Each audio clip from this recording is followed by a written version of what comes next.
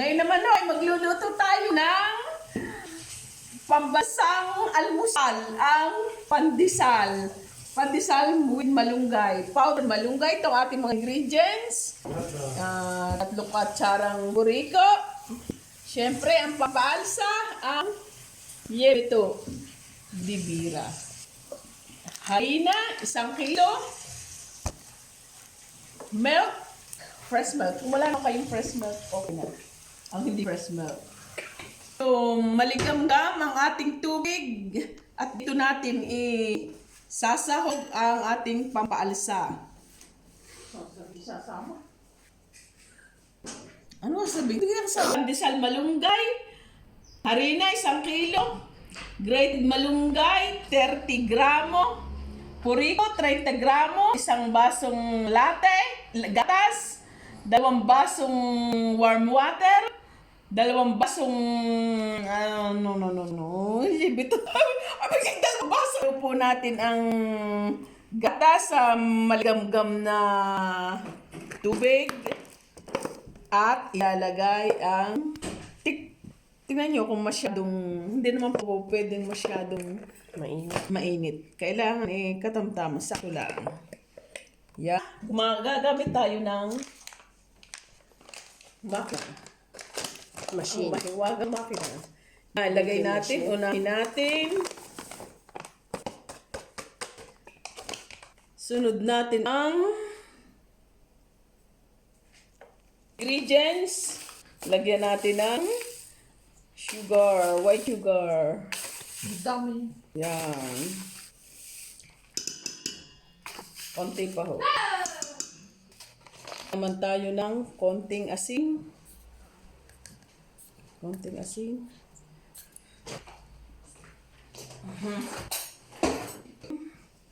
Sunod natin ang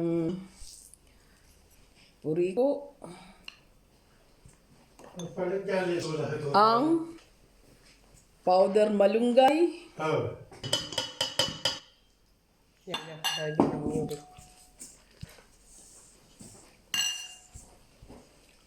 Then, lagay natin ang pampasa. Liquid.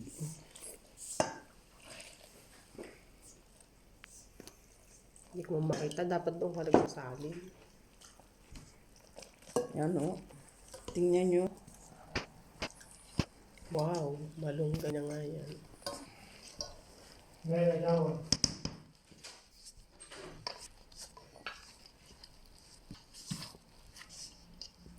Tingnan nyo lang kung medyo matigas. Dagdag. Yan.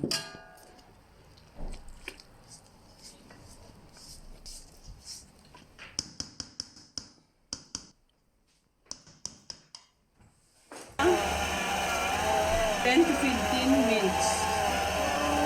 10 to 15 minutes non-bake.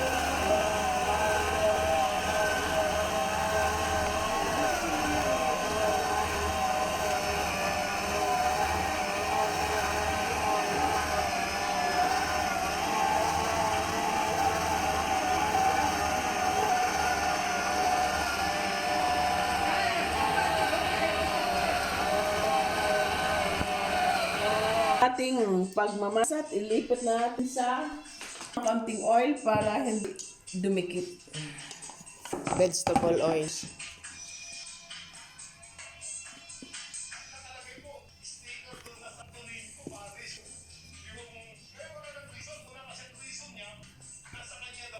Maganda ang masa.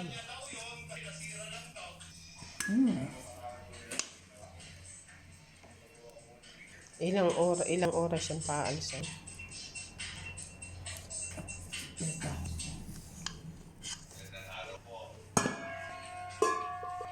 Ating umasa siya ng mga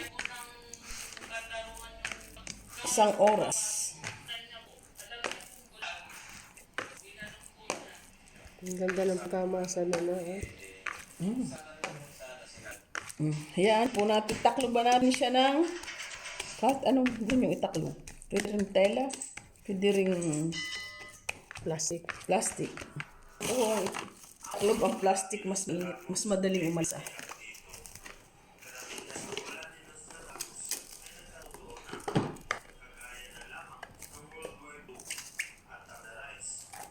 ilalagay sa medyo mainit na lugar.